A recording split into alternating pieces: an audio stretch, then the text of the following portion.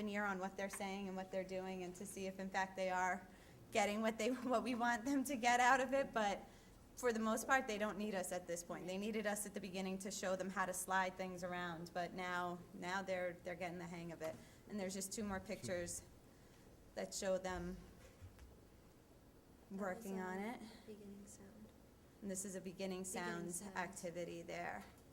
So, and you can see, this is very durable. They built it so that 5 and 6-year-olds can be all over it. They sit there and jump on this thing, they move it around, and we roll it back and forth from one classroom to another. So it's meant to be used and abused in a good way. So, anybody have any questions? Any questions, thoughts, committee? Anybody? Comments? Anybody? No? Feel free to come by and play. Alrighty. Yep, exactly. Do you want us to leave it here for now? Okay. Thank you very much. Thank you. Thank you. So we talked about technology in the classroom, we talked about increasing student engagement, also independent activity for 5-year-olds, something that will hold their attention and motivate them to learn. So that's something that's very exciting. It was a generous donation from a parent organization. Just to give you a ballpark figure, that's about a $6,000 piece of equipment. Wow. It includes a laptop projector inside this table. So I'm very thankful to have a parent organization that's very generous. We are too. Thank you very much. Thank you. Next, what we're going to do is,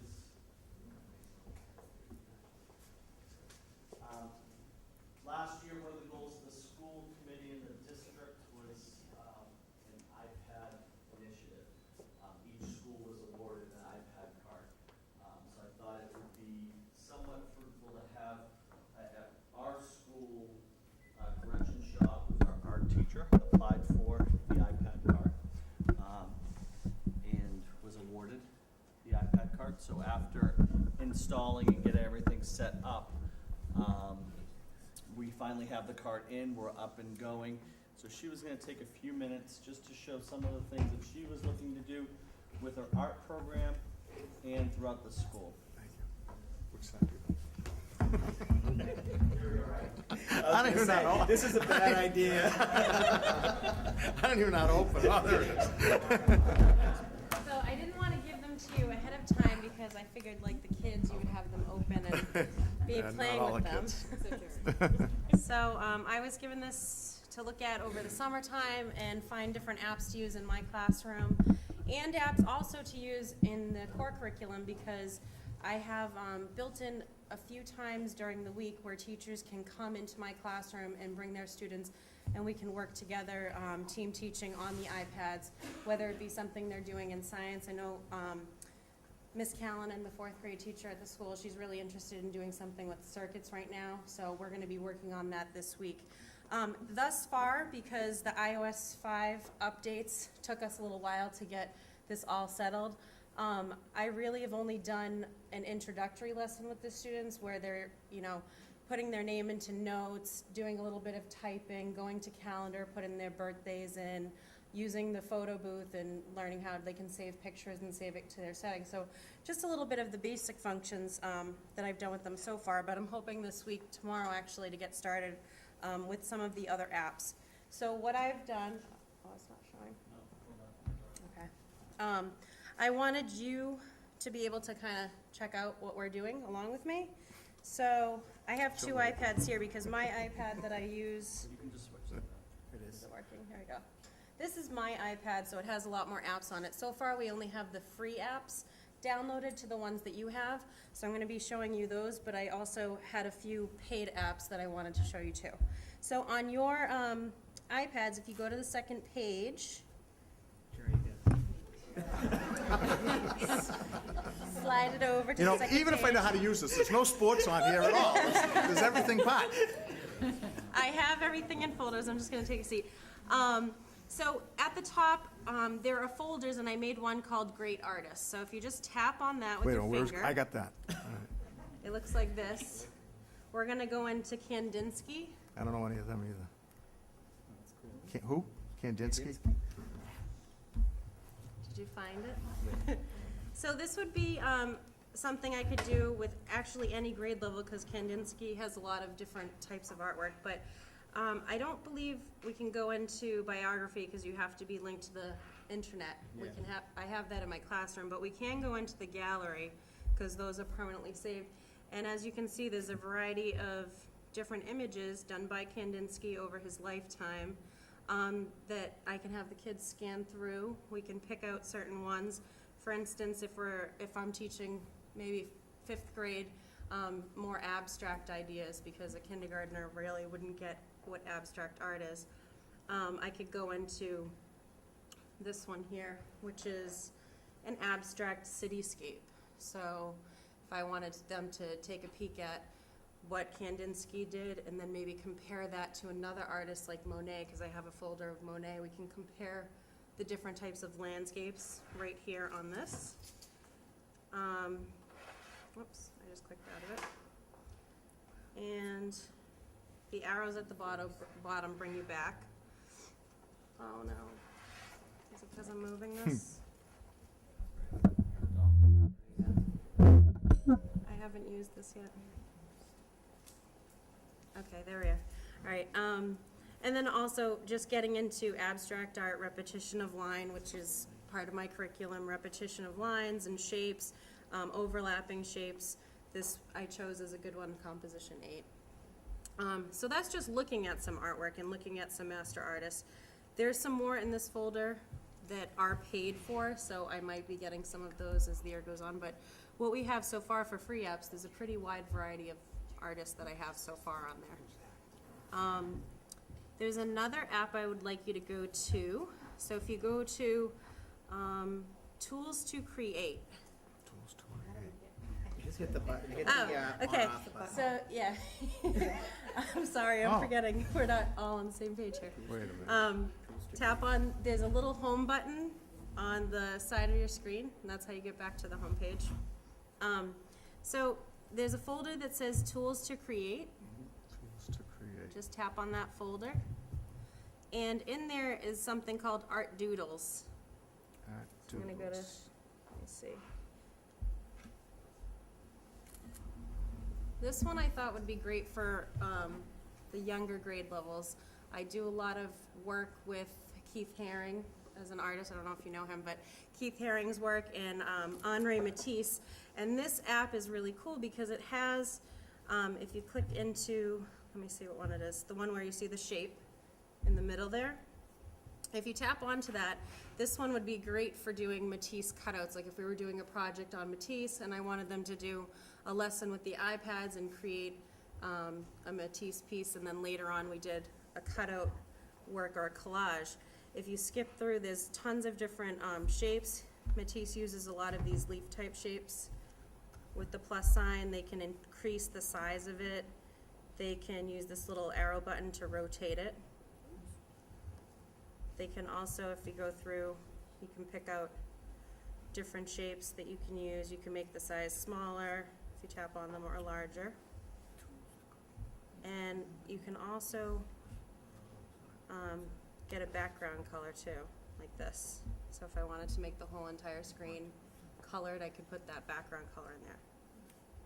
So I thought this would be a great app to use for doing collage, especially with these types of organic shapes.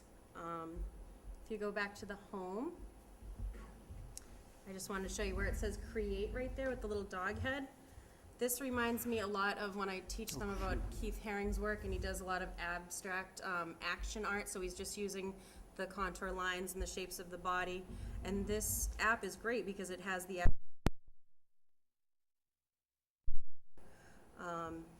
and it has these contour shapes, different images. So this one, I think that they'll really like when I do this lesson, especially with these figures and stuff. They can move them around. Okay, so go back to your home button. That's the one on the side edge of your screen, and click on that. And the other one that I wanted to show you, I don't know how much time I have. I could go on and on. No, you get one more. Okay, one more app. The other one is, it says Comic. It looks like Comic. There's two apps in it. like this, Animotion.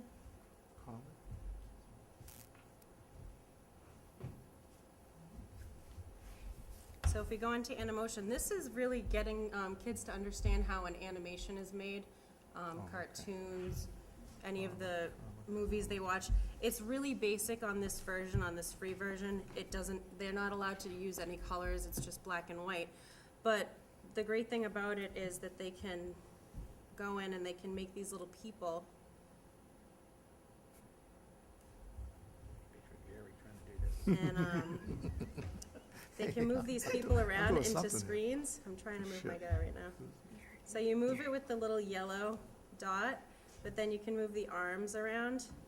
So if I wanted to have the figure and showing it running across the screen, I just tap and create a new screen. I was playing with this earlier, so I can tap and have the figure moving a little. So each slide, it's showing them how the progression starts with each slide, and then when you play it, it plays through Jerry, your this is little you. animation that you make. I don't know if the paid version would let them do a different timing sequence or what, but There you go. very good. That's what I have to show you for today. That's great. Thank you. So there's tons that you can do. I'm just really excited to be using these in the classroom. Because I see every single grade level, there's something for every grade level, and every child in the school is gonna get to use it. It's a great opportunity for our school, and I just, I'm really enjoying it, and the kids are really pumped about coming to class, and when are we gonna use the iPad? How much So- do these cost? Because I think I just broke it. You didn't break it. They're about $800, well, between 5 and 800. Depends what level. So we'll collect your iPads, you can't keep them. I have a question. Are the teachers in the pilot, or whatever, these classrooms in each school, are they listing the applications for kids to download at home to reinforce some of this work? I definitely will be listing them on my website that I have for my art website, but I don't know, ask teachers to do that. That's not something we've really talked about yet. I think it's early, as far as the different apps they're using, and then it takes quite a bit once they identify an app to get it downloaded and synced onto the cart. We're learning, I think everything we're doing in this pioneer year is saying a lot, but I do think, just like you list your favorite links of websites, I think there is room for us to be posting effective apps for students to be able to use at home, connected to the ones they use in the curriculum. And Mrs. Shaw was awarded the cart, Ms. Hydorn, I think Mrs. Tully, Ms. Capilupo, and Ms. Callanan were all awarded individual iPads, so they are using the tool individually with small groups of kids or their whole group via projector, and then also working with Mrs. Shaw within her schedule to go in and work to get the kids access to the hands-on technology as well. Because in the art room, you can fit 2 classes at a time and have kids share an iPad. We have, is there 30 on the cart? There are 30. So we don't have, our largest class size right now is 23, knock on wood. So we have more than our students, but they're able to do larger group and cooperative learning as well. One of the greatest things that the technology pieces put at the front for our learning community is the true sense of collaboration, how different professionals have become more invested in how to integrate technology, and then how they share that with their colleagues. So it started, with the smart board movement last year, 2 years ago. Now everybody is very actively advocating for that. The smart table, the great thing about that is it can move. You're moving that between 3 kindergarten classrooms, so you have 3 teachers constantly talking about what they can do and finding their strengths and sharing the work that goes along with it. And there's quite a bit of work that goes along to it. Professional development, teachers are investing a lot of time in professional development at their own expense to learn more, to make them more proficient and the most successful in using that technology. So for the school level, I'm very excited about where we are, how it's rolled out, and how our teachers and students are enjoying that together. So it's been quite a couple of years here at the Batchelor School. Even the infrastructure, you talk about a brand new school, we were hardwired for everything. Back when they did the design, wireless was iffy. The server